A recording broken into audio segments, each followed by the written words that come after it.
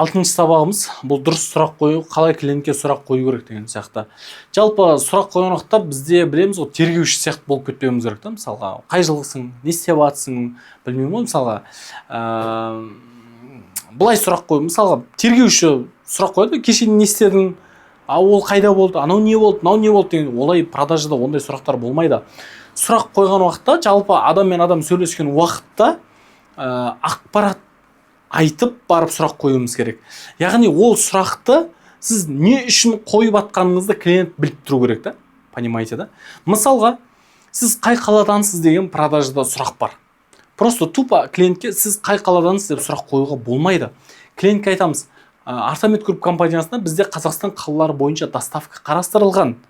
Сіз қай қаладан боласыз дейсіз, понимаете, да? Сонда біздің Артамед Групп компаниясында осындай доставка бар, тегін жасалынған деген ақпаратты айтып барып, сіз қай қаладан боласыз деп артынан сұрақ қойып тұрмыз, понимаете, да? Мысалға, екінші мысалға, бізде размерін аламыз, бойын қанша и салмағы қанша примерно адамның.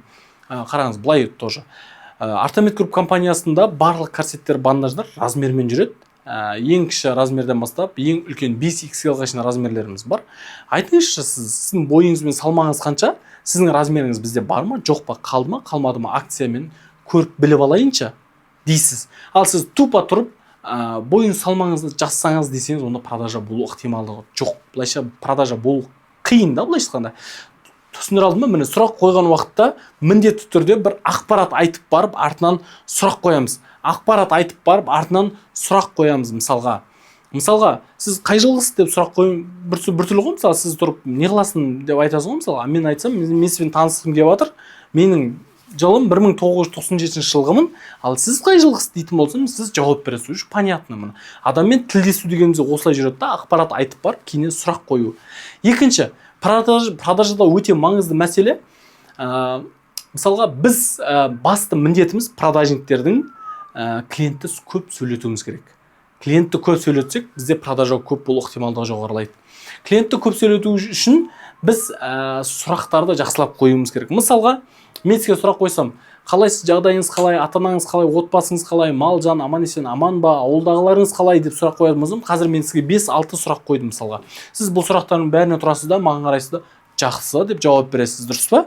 Міне, сондықтан бір клиентке бір сұрақ қойған уақытта 2, 3, 4 сұрақ қоюды сразу қоюдың қажеті жоқ. Мысалға, корсет сатып жатсыз, сізде бүкірлік байқалады ма, сколиозсыз ба, грыжа ма, не жағдай сізде деп сұрақ қойсаңыз, уже сіз ол клиенттің 3-4 сұрақ қою арқылы миын ашып жібердіңіз да, и клиент сізге жауап бергісі келмейді ол нәрсеге ше.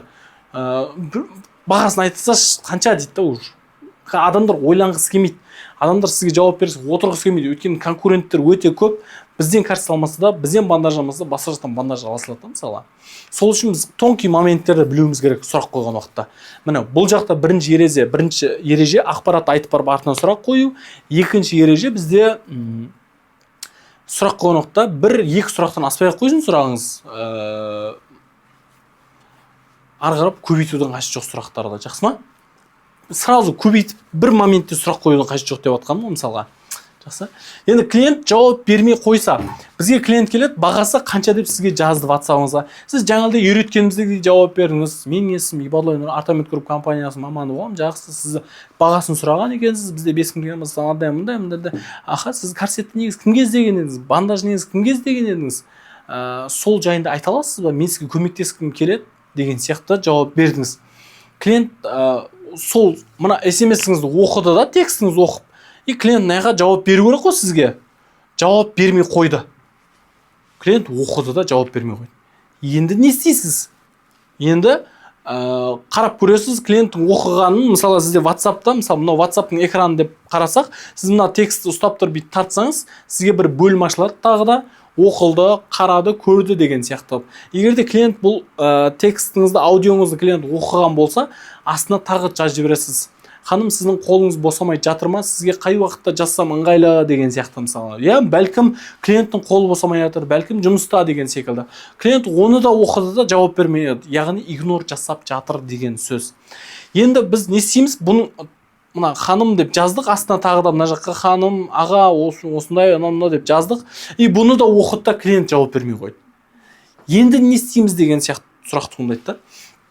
Енді бұл клиентке бізде жаңағыдай үйреткеніміздей бізде приветствие жасадық, болын ашқымыз келді, клиенттің болын ашпады, клиент сөйлеспеді.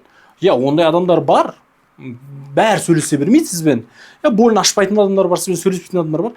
Енді бізде презентация бөлімі дегенге келдік. Сіз клиент жауап бермей қойса, мына жаққа сіз презентация жіберіп тастауыңыз керек. Сіз ол клиенттің мынарда қандай креативтен келіп тұрғанын біліп тұрсыз, корсет немесе бандаждан келіп тұрған біліп тұрсыз, мына астына презентация жіберіп тастауыңыз керек. Мысалға, сіз айтасыз да, бізде ең сапалы бандаждардың 3 түрі бар, мен сізге видеосын жіберіп қоя салайын, соны көріп шықсаңыз, ұнап жатса, бағасы ыңғайлы болса, заказ берсеңіз болады дейсіз да, жазасыз тағы да жаңа деген мен осы айтқанымды. Астына 3 түрлі видеоны жібересіз. Бұл видеолардың бәрін біз сізге ақпаратын береміз. Бұның астына қазір біз бұл видеоның ішінде де бар, осы бандажды алсаңыз, осы 2 түрлі сыйлық қасына қосып тегін беріліп жатыр деген сияқты сыйлықтың фотосы немесе видеосы кетеді. Мына астына тоже презентация аудиомен кетеді.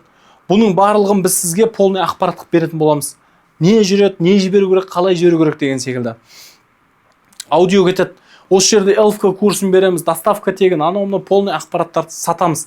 Бұл жердің мән андай ғой.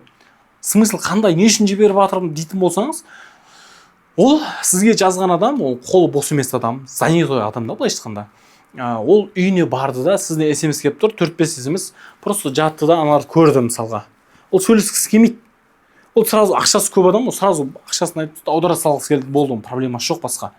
Қарап отырғысы келмейді. Үйінде диванда жатты, әйелімен отырды, сөйлесіп отырды, SMS-терді ашып көрді, керек болды, жақсы аламын деп сізге жауап берді деген сияқты мысалға. Сол үшін біздің ақпараттардың барлығын клиент жауап бермей қойса, міндетті түрде жіберіп қоюымыз керек. Бұл обязательно. Мына ақпараттарды біз сізге полностью шығарып береміз, не айту керек, не жіберу керек деген секілді сізге дайындап беретін боламыз. Әзірге сіздің білуіңіз керек нәрсе, бұл сабақта сұрақты қалай дұрыс қоямыз, жаңағыдай 2 ережені ұмытпаңыз. Екінші, клиент жауап бермей қойса, не істеуіміз керек. Осы жайында бұл сабағымыз аяқталды.